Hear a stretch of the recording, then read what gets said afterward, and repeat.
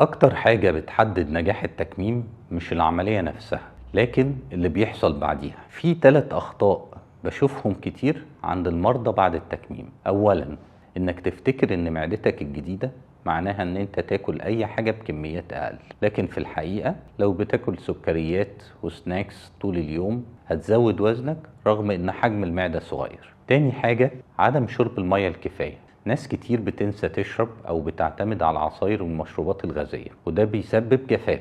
وأخيرا، عدم الحركة. الرياضة بعد العملية مش رفاهية، دي جزء من العلاج.